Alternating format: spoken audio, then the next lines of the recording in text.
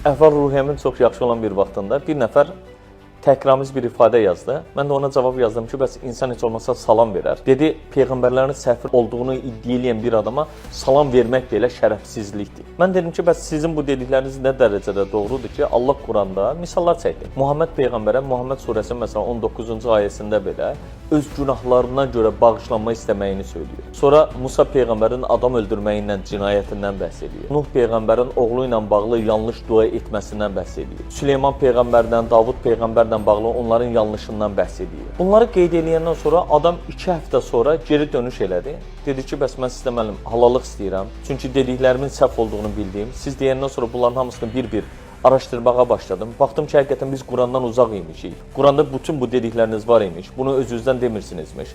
Sadəcə bu bizim səhvimizdir ki, biz həmin o din xadimlərinə inanıb, güvənib, onların dediklərinin doğru olduğunu qəbul edib, təsəvvür edirdik ki, peyğəmbərlər səhvsizdir deyə.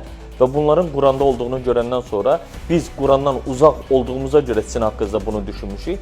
Ona görə halallıq istədi.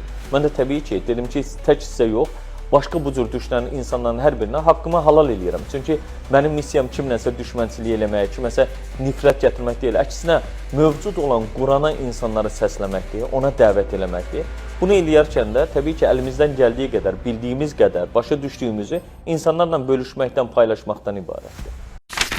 Gündəlik hadisələrdən xəbərdar olmaq üçün bizi izləyin. Söz altında yox, göz altıda qalın.